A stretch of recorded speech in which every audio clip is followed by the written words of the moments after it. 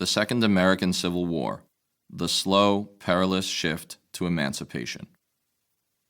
My paramount object in this struggle is to save the Union, and it is not either to save or to destroy slavery. If I could save the Union without freeing any slave, I would do it. And if I could save it by freeing all the slaves, I would do it. And if I could save it by freeing some and leaving others alone, I would also do that. What I do about slavery and the colored race, I do because I believe it helps to save the Union.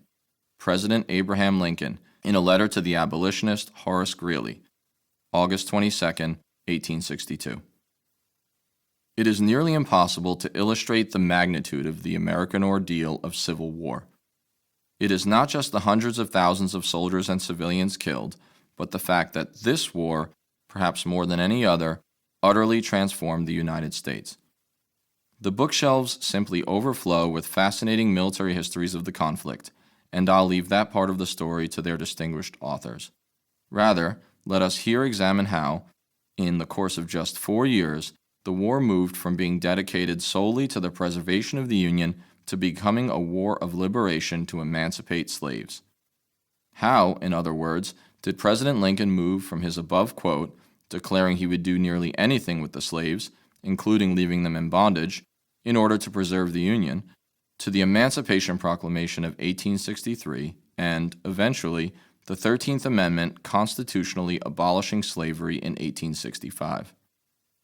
What's certain is that Lincoln himself may have transformed, for both tactical and moral reasons, as a brutal war moved him squarely into the abolitionist camp. This is perhaps the most profound tale of this horrific war, the one with the most transformative impacts. The myth of Union invincibility. It's often said that the North held all the strong economic, political, and military cards at the start of this war. And indeed it did, on paper.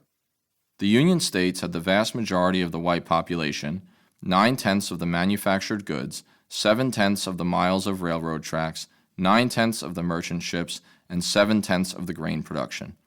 The North also received most of the country's annual immigration and had 8/10 of the nation's banking flow. By these measures, it seemed the South didn't stand a chance. But a closer look narrows the gap between the two belligerents. The North had essentially no army. Its paltry regiments were mostly spread across the vast western interior fighting Indians. Furthermore, some of the most able U.S. Army officers, think of Robert E. Lee, T.J. Stonewall Jackson, and James Longstreet, quickly resigned their commissions and joined the new Confederate Army. That army, of course, was mobilized rather quickly because it had a head start. After John Brown's raid on Harper's Ferry in 1859, spooked Southerners from Virginia to Texas formed militias to stave off perceived threats of slave rebellion. Many of these local militiamen would form the core of the future Confederate armies. Perhaps the biggest equalizer, however, was the matter of opposing war aims. The Union could win only if it conquered and occupied much of the South. A win for the South, on the other hand, meant simply not losing. This is a much easier and defensive task. The Union could count on long supply lines, which had to be guarded, and frequent guerrilla attacks by the Confederates at its rear. The South fought on familiar turf and with much shorter supply lines, and the population numbers were themselves deceptive. Though the North counted 7/10 of the white population, the South counted nearly 4 million slaves. These laborers kept the Southern agrarian economy churning and freed up millions of potential soldiers for the Confederacy. Conversely, Northerners, out of fear of crippling their economy, couldn't mobilize nearly so high a percentage of the workforce. Many residents of the South also argued that its rural population was more martial and effective than the supposedly effete Yankees. Some even claimed that just a single Southerner could whoop 10 Yankees. Though the South met early battlefield success and was generally better led during the war's early campaigns, such conceited proclamations would be proved wrong. It turned out that there was enough, often foolhardy, valor on both sides, as men killed and died with a discipline that is shocking to the modern reader. In the end, nothing was inevitable, neither Union victory nor Southern defeat, but by 1862, one thing seemed certain. It was to be a long, hard war. For Union, Lincoln walks the highwire, 1861 to 1862. President Lincoln was obsessed with Kentucky. He had been born there, but there was far more to it. After all, not every slave state had seceded. Missouri, Kentucky, Maryland, and Delaware stayed in the Union, in some cases only just. Lincoln knew he needed to keep the so-called border states on the Union side, or at least neutral. Many lateral, east-west, railroad lines ran through the western border states and would be vital to shifting troops from theater to theater. Maryland and Delaware, along with the already seceded Virginia, surrounded the Union capital, Washington, D.C. The president's very safety was at stake. So it was that Lincoln's desire to keep the border states in the Union informed the president's strategic thinking in the war's first year. Lincoln had to downplay the abolitionist sentiments of his Republican Party to reassure Northern Americans, most of them wildly racist, that this war was for Union, not a crusade against slavery. In keeping with this strategy, in the war's early months, most Union commanders were ordered to return runaway slaves and enforce the Southerners' rights to their property. Lincoln didn't want, and, he thought, couldn't afford a crusade. What was needed was a quick victory, and a limited war that didn't too badly damage Southern property or increase border state sympathy for the Confederacy. Initially, Lincoln called for only 75,000 three-month volunteers, and this is telling. One grand victory and the seizure of the Confederate capital in nearby Richmond, Virginia, might just end the war in one fell swoop. Of course, it was not to be. The Green Union Army was outled and, ultimately, outfought at the July 1861 Battle of Bull Run, near Manassas Junction, Virginia, and fled back to the District of Columbia in disarray. In Tennessee and Mississippi, an unknown, disheveled general named Ulysses S. Grant, who had failed in most of life's endeavors and been cashiered from the regular army years before for drunkenness, met with more success. Still, the rebels had generally acquitted themselves well in the war's early years. It was to be a long war. Union strategy would have to change. As Lincoln wrote, "We must change tactics or lose the game." It was time to strike the economic and cultural heart of the Confederacy, the institution of slavery.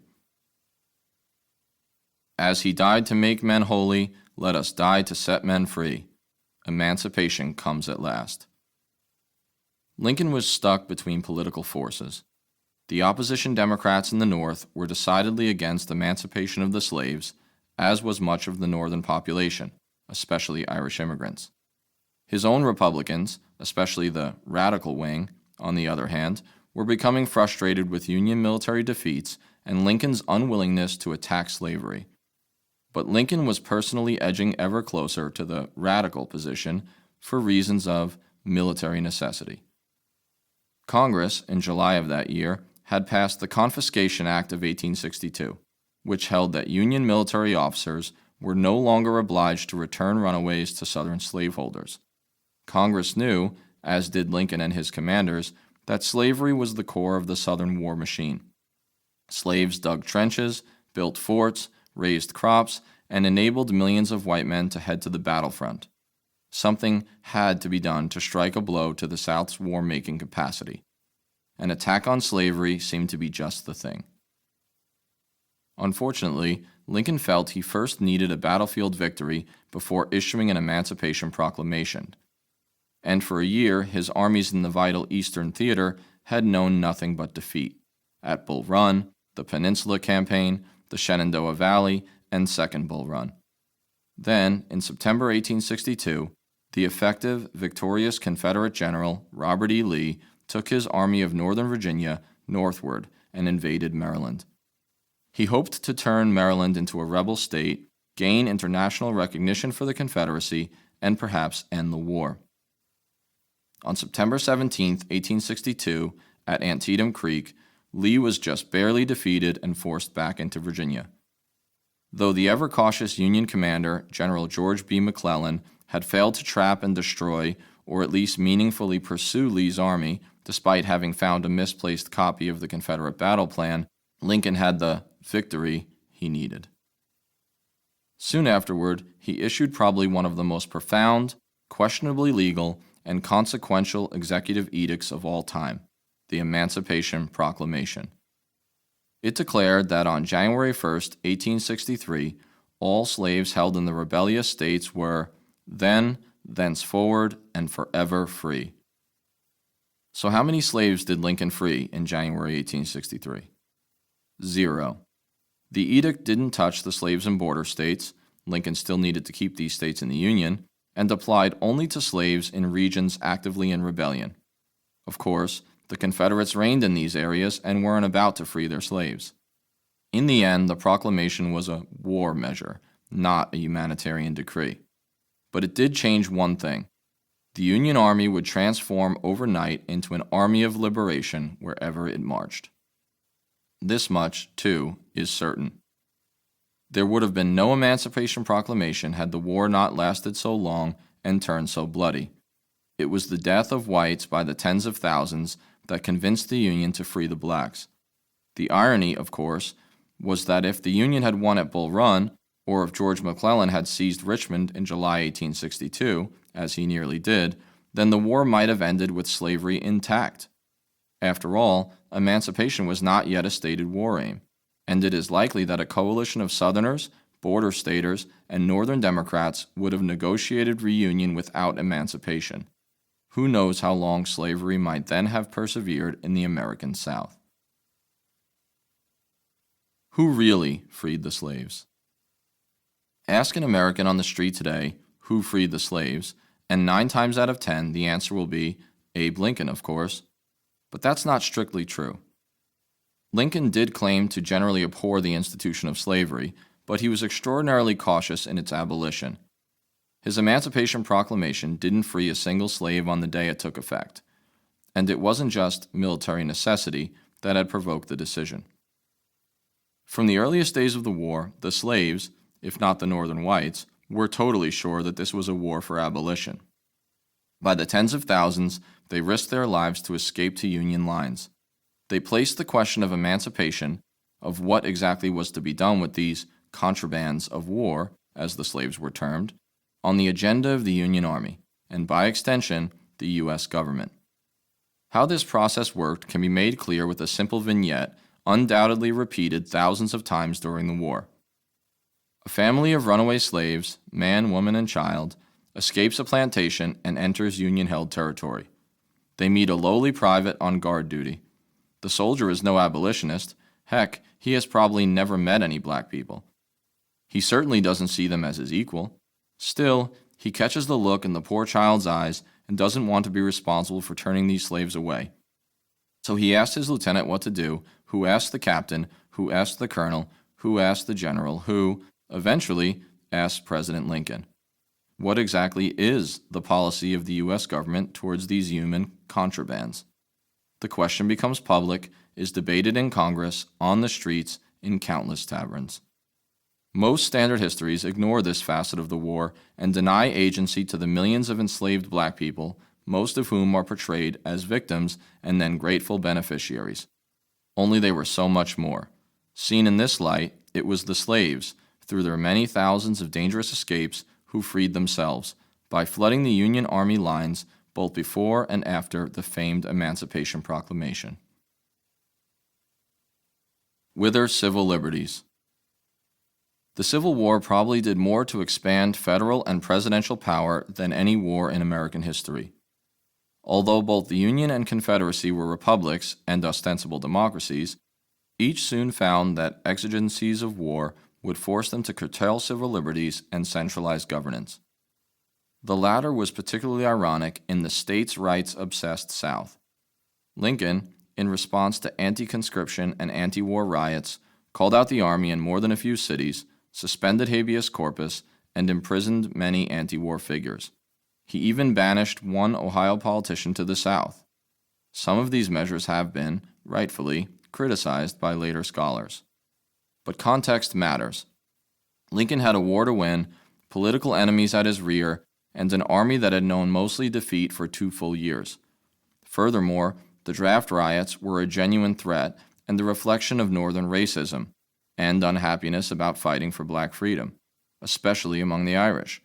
For example, in the New York riots of July 1863, angry mobs attacked blacks throughout the city, killing more than 100 and prompting Lincoln to call in federal troops fresh from the Battle of Gettysburg to suppress the 5-day melee. Lincoln's critics, who took to calling him King Abraham, a Caesar, and a tyrant, remained angry throughout the war. They resented the implementation of a military draft, the first of its type, his transformation of the war into one of emancipation, declarations of martial law, and his suspension of civil liberties. However, the American people, by and large, stood by Lincoln and gave him a surprising victory in his bid for re-election in 1864. The actions of Confederate President Jefferson Davis were even more ironic. His was a republic supposedly founded on states' rights and in opposition to centralized control. And yet it was the Confederacy that first passed the conscription law and drafted its white population into military service. Interestingly, a 20 Negro law exempted substantial slaveholders from conscription, resulting in opposition by some to what was called a rich man's war and poor man's fight. The government in Richmond could temporarily commandeer slaves for war labor. Furthermore, high taxation, which the Southern Democrats supposedly abhorred, combined with food shortages to cause notorious bread riots in Richmond and mass desertions from the South's armies. In some regions, deserters and draft dodgers formed armed militias that essentially ruled certain counties as independent nations. The story was the same, North and South, as it often is. Military necessity and a long bloody war curtailed individual freedom. Carnage, waging the Civil War. It was a bloodbath. From start to finish, thousands upon thousands of Americans, clad in blue or gray, fell dead or maimed on the field of battle. Few had predicted such a massive bloodletting. After all, this was to be a 90-day war. Instead, it lasted more than 4 years. The American Civil War was by far the costliest in American history. Some 600,000 died, if not more, equivalent to more than the American fatalities of the 2 world wars taken together. On a single day at the Battle of Antietam, September 17, 1862, more men were killed and wounded on both sides than in all previous American wars. More Union men became casualties that day than the number that would fall on D-Day in 1944. The primary cause of all this death and destruction, besides the devotion of both sides, was the rifled musket. In previous wars, the United States and other belligerents generally used smoothbore muskets, which were far less accurate. Rifling a musket increased its range and accuracy fourfold and made defense the far stronger tactical position. The rifle also decreased the offensive value of artillery, as gunners could now be picked off when the cannons were brought forward. Furthermore, traditional cavalry charges became a thing of the past, since bullets took down horses and riders long before they could reach the infantrymen's lines. Still, there was more to it than mere technology. The tactics of this war had not yet caught up with the technological advances. Most officers on both sides, trained in Napoleonic tactics at West Point, preferred the offensive to the defensive. They were taught to be aggressive and to seek out and destroy the enemy's main force.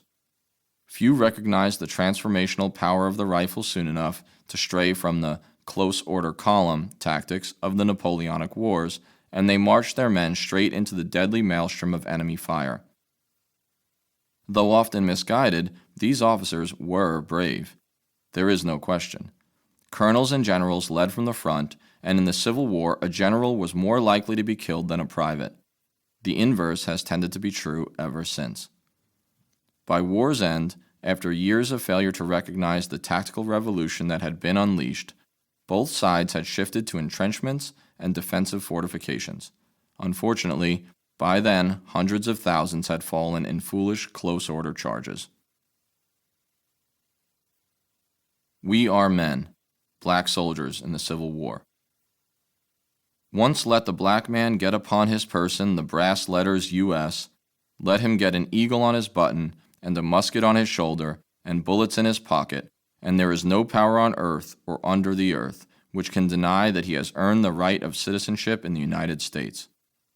A speech by abolitionist and former runaway slave Frederick Douglass at National Hall in Philadelphia, July 6, 1863. Few could have imagined it. Most Southerners and plenty of Northerners couldn't have foreseen the mass arming of blacks and their service in the armies of the Federal Republic. But this is exactly what occurred, as early as 1862, when Congress gave its approval. The decision was driven by two main forces: one, military necessity, and two, the clamoring of blacks and runaway slaves themselves to serve the Union. And enlist they did, in record numbers. Though just 1% of the pre-war Northern population, blacks eventually constituted 10% of Union Army volunteers. Furthermore, 85% of the North's of-age black population enlisted. All told, by war's end, 180,000 black soldiers would serve the Union. They were paid less than white soldiers, treated poorly by many white troopers, and served under white officers, and were initially kept behind the lines for humiliating menial labor. Still, the valor of the black troops cannot be overestimated. By 1865, 20% of the 180,000 black soldiers had died, a casualty rate much higher than among their white brothers in arms. Many black soldiers came from the border states, for enlisting in the Army was the only sure way to freedom in regions where slavery remained legal after the Emancipation Proclamation was issued. Tens of thousands of others were runaways, only recently held in bondage. These men knew exactly what they were fighting for. The war was no abstraction for a runaway slave. In the Army, they could contribute to a victory they hoped would bring their permanent salvation. They also found many other things in the Army: the dignity of service, a transformation of their self-image, and, among some at least, a new respect in the collective national opinion. Still, serving in a black regiment was dangerous for soldier and officer alike. The Confederates were appalled by the sights of blacks armed and in uniform. Some Confederate units refused to take black prisoners and had a policy of shooting captured black soldiers and their hated white officers. Besides, with much to prove on the field of battle, combat could be extraordinarily perilous. One of the first and most famous black regiments formed was the 54th Massachusetts Infantry. Its colonel was the 26-year-old Robert Gould Shaw, the son of prominent abolitionist parents in Boston. As a Massachusetts regiment, raised partly at the behest of Frederick Douglass and other famous local abolitionists, the 54th was the North's showcase black regiment. In July 1863, the unit volunteered to lead the assault on the formidable Fort Wagner in South Carolina. In the heroic and ultimately unsuccessful attack, nearly half the regiment became casualties, and Shaw was killed charging the fort's parapet. Though the attack failed, the exploits of the 54th resonated across the North. The Atlantic Monthly declared, "Through the cannon smoke of that dark night at Fort Wagner, the manhood of the colored race shines before many eyes that would not see." The Confederates threw the body of Colonel Shaw into the pit of a mass grave along with hundreds of his enlisted men. When a Confederate officer supposedly replied to a request for Shaw's body with the taunt, "We have buried him with his niggers," Shaw's proud father replied, "We hold that a soldier's most appropriate burial place is on the field where he has fallen." Colonel Shaw still lies with his men in that pit on a South Carolina island. Lincoln's final act, the 13th Amendment. Neither slavery nor involuntary servitude, except as a punishment for crime whereof the party shall have been duly convicted, shall exist within the United States or any place subject to their jurisdiction. Section 1, 13th Amendment to the Constitution, 1865. By January 1865, the war was finally nearing its end. More than 500,000 soldiers were dead, and nearly 200,000 blacks wore the uniform of the Union. Still, President Lincoln felt there remained work to be done aside from achieving victory in the war. During a lame duck session of Congress, he pushed the 13th Amendment through the House of Representatives on its way to ratification. He was advised not to do so. Some thought that it would motivate the South to fight on, others that it would alienate Lincoln's supporters in the slave-laden border states, Plenty just disagreed with the final abolition of slavery. Nevertheless, Lincoln proceeded. He did so mainly because he feared the war would end before slavery was on its way to abolishment. His Emancipation Proclamation, after all, was an executive war measure, sanctioned not by Congress, but by presidential fiat.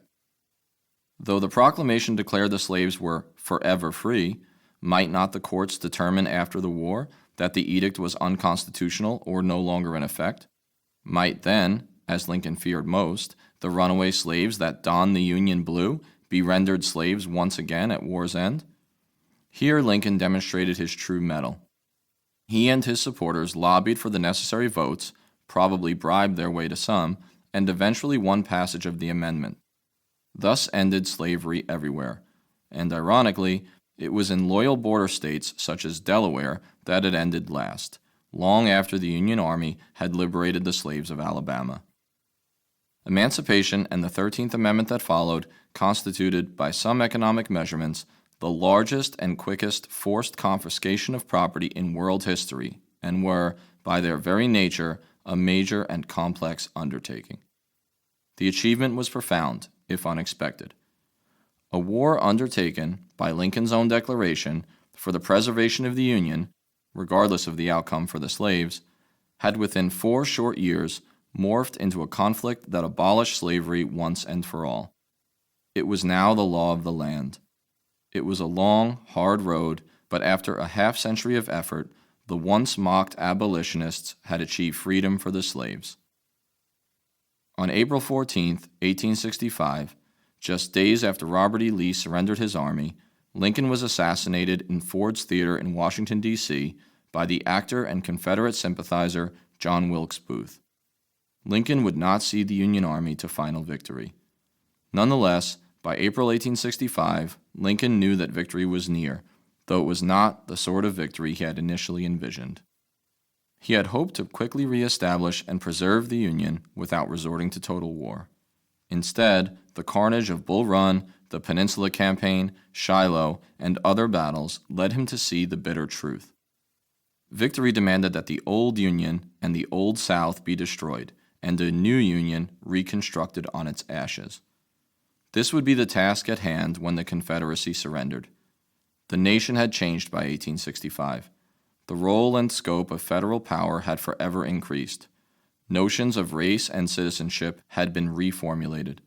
And lastly, a new nationalism formed as Americans started to think of the federal union as the paramount law of the land. Before the war, most Americans referred to these United States. After the conflict, almost all labeled this country the United States. The war appeared to solve many things: the question of union, the legality of secession, even the existence of slavery. Yet so much more, so many unanswered questions, lay before Lincoln's untested successor and the nation as a whole. How shall the Union be pieced together, and how should 4 million souls, recently held in bondage, be integrated into American society?